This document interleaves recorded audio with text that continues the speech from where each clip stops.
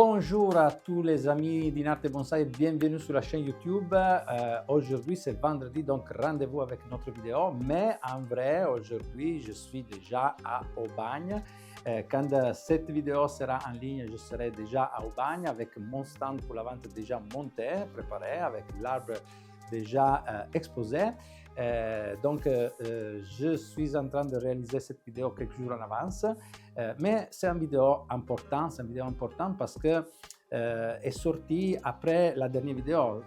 La dernière vidéo était l'ensemble de tous les travaux à faire pendant le mois de novembre et je vous conseille de le regarder. Ici en haut, vous pouvez trouver le lien pour pouvoir le regarder maintenant, mais aussi en bas dans la description, je vous laisse le lien pour pouvoir le regarder plus tard.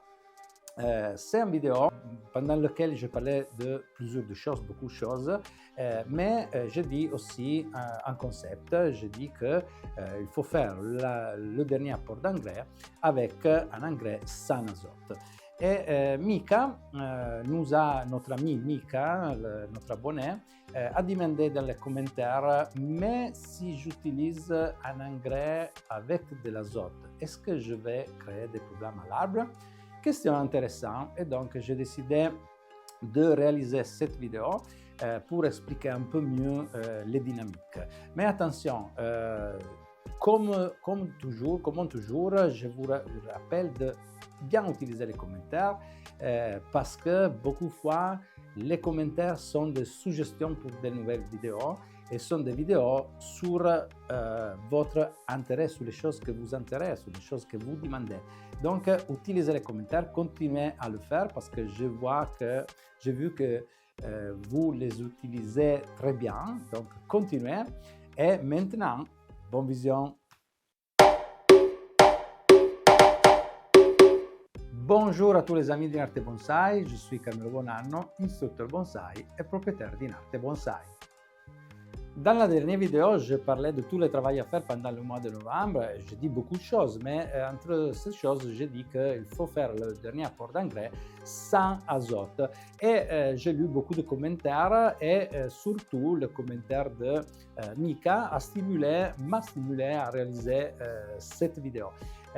Il a demandé, est-ce que si j'utilise un engrais avec d'azote comme dernier apport d'engrais, je vais créer des problèmes à l'arbre? Ben, je dois répondre à cette question, oui, mais je voudrais aussi stimuler votre imagination en expliquant des choses. Donc, on continue à parler d'automne, c'est pour ça que j'ai mis ensemble à moi cet arbre, c'est un poirier très vieux. Je vous montrerai quelques images de cet arbre parce qu'il est réellement élégant avec ses couleurs d'automne et avec son tronc vraiment vieux. Mais on vient à la question qu'a posée Mika. Je voudrais dire bonjour à Mika en première chose. Et après, je voudrais dire une chose. Parce que Mika, notre ami, a réalisé une application pour votre smartphone avec laquelle il est possible d'enregistrer tous les bonsai de votre collection. Vous pouvez trouver dans l'application beaucoup d'informations sur toutes les essences, enregistrer la date d'achat ou de prélèvement, mettre beaucoup de données sur l'arbre, aussi enregistrer toutes les opérations qu'on va faire pendant les années sur l'arbre, donc rempotage, mise en forme, taille, coupe, toutes les opérations, mais on peut aussi enregistrer toute notre collection de pots. Tous les outils, donc c'est une application vraiment utile pour enregistrer et pour avoir un inventaire complet de toute l'histoire de notre bonsai et tous les bonsai et les pots qu'on a dans la collection. Donc, vous pouvez trouver cette application qui s'appelle Happy Bonsai.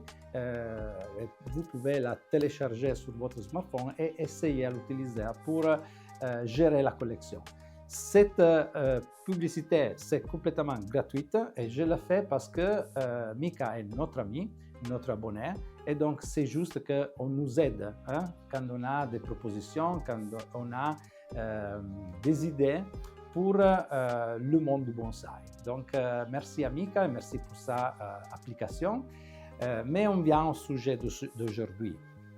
Donc pourquoi je dois faire un apport d'engrais sans azote. Et si je fais un apport d'engrais sans azote comme dernier apport d'engrais, est-ce que je vais créer des problèmes? Avant de répondre de manière directe à Mika, je voudrais souligner un aspect très important. Pendant l'année, j'utilise 3 typologies d'engrais. Un engrais avec un bas titre d'azote, un engrais avec un haut titre d'azote et un engrais sans azote. Donc, je base le choix de l'engrais selon sa titulation d'azote. Pourquoi? Parce que pendant la saison végétative, je cherche de suivre la nécessité d'azote par l'arbre. Et donc, il y a des moments de l'année où l'arbre a besoin de recevoir beaucoup d'azote. Il y a des moments où l'arbre a besoin de recevoir une basse quantité d'azote et il a besoin d'autres éléments. Donc, je vais choisir à la base de cette chose. C'est pour ça qu'au début d'année, je commence l'apport d'engrais avec un bas titre d'azote. Deux fois, la saison peut être plus longue ou plus courte selon les conditions climatiques. Mais on peut dire que je commence la saison d'engrais, on peut dire, vers fin mars plutôt que premiers 10 jours d'avril. Et je fais l'apport d'engrais jusqu'à maintenant, on peut dire, début novembre, moitié novembre maximum, si la saison est longue. Si la chaleur nous accompagne et on ne voit pas des conditions hivernales dans notre jardin. Quand même, je commence toujours avec un bas titre d'azote parce que l'arbre commence à travailler avec les énergies qu'il a cumulées pendant l'année en avance et donc dans ce moment, il a besoin de développer les bourgeons, de maturer les bourgeons, de les faire ouvrir. Il commence à travailler avec le système racinaire. Donc, un apport d'engrais avec du phosphore et potassium est mieux qu'utiliser beaucoup d'azote. L'arbre, maintenant, n'a pas besoin de trop d'azote. Il commence à avoir besoin d'azote quand il développe, il fait grandir toute la végétation qui est née. Donc, on parle du mois de mai, ok? Et donc, je suis toujours pendant l'année cette alternance d'exigence d'azote. Quand l'été va finir, quand les températures deviennent plus douces, on voit dans les arbres comment il y a un grand travail au niveau du système racinaire. Il y a la maturation des bourgeons et une petite végétation qui va encore sortir sur beaucoup des essences. Pas sur tout, parce que par exemple sur les pins, on ne voit pas ces choses. Mais quand même, aussi sur le pain, on voit un bon travail au niveau du système racinaire et on voit le développement des bourgeons pour l'année suivante.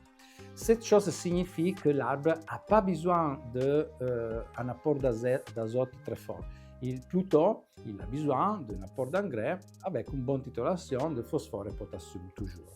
Et quand on arrive à la fin d'année, donc quand on arrive à une situation où l'arbre s'arrête complètement, il va vers la fin du développement, la fin des activités, alors là, l'azote est complètement inutile. On a besoin de donner à l'arbre d'autres choses. En particulier, le phosphore et le potassium avec une titulation bien plus haute parce qu'il a besoin de préparer, de faire la lignification et aussi de préparer tous les tissus pour le bourgeonnement de l'année suivante. Donc c'est pour ça que la vraie question c'est pourquoi on va donner une titulation sans azote comme dernier apport d'engrais. Mais justement, Mika dit, mais si j'utilise un engrais azoté, est-ce que je vais créer des problèmes? Alors, on essaie de répondre. La réponse directe est non. On ne va pas créer des problèmes directs à l'arbre. Mais on doit souligner une chose, qu'après l'été, on utilise toujours des engrais avec un bas titre d'azote. Dans mon cas, par exemple, j'utilise un azote avec un engrais avec une titulation de 3,712. Et donc, l'apport d'azote est réellement très bas. Donc, si je vais utiliser cet engrais jusqu'à la fin d'année, je ne vais pas créer des problèmes directs à l'arbre parce que quand même, il y a une bonne titulation de phosphore et potassium. Mais ce n'est toujours pas la meilleure condition, la meilleure choix que je peux faire à la fin d'année. Parce qu'à la fin d'année, je peux encore optimiser le choix d'engrais avec un engrais complètement sans azote et avec une titulation de phosphore et potassium encore plus haute. C'est clair que si j'utilise un engrais avec beaucoup d'azote, donc une titulation très haute d'azote, comme je le fais dans le mois de mai, par exemple, alors je vais donner à l'arbre des stimules qui ne sont pas dans sa nature, qui ne sont pas dans les exigences qu'il a dans ce moment. Et donc, je peux aussi un peu fatiguer l'arbre. Et ces choses, on doit l'éviter. Donc, la réponse est non. On ne va pas créer de problèmes à l'arbre directement si on utilise un engrais avec un bas titre d'azote à la fin d'année, mais on peut toujours améliorer et optimiser notre choix avec un engrais complètement sans azote. Ok, Mika, merci pour la question parce qu'il m'a donné la possibilité d'expliquer un peu mieux cet aspect, donc le fait que je vais choisir les engrais selon la nécessité d'azote pendant la saison végétative. Et donc, merci. On se voit pour qui sera à Aubagne sur le stand de Inarte Bonsai. On se verra le samedi dans l'après-midi pour une visite de commentaires sur les arbres exposés et on se verra le dimanche à l'après-midi avec une conférence sur les arbres méditerranéens. Pour tout le monde qui ne viendra pas au congrès, le rendez-vous c'est pour la semaine prochaine, pour la prochaine vidéo. Et je vous rappelle, comme toujours, de continuer à utiliser les commentaires parce que sont très importants pour trouver de nouvelles suggestions pour les vidéos, de partager la vidéo et de vous inscrire, vous abonner si vous devez encore le faire parce que pour vous c'est gratuit, mais pour moi c'est toujours important. Et donc, rendez-vous aux prochaines vidéos. Ciao ciao!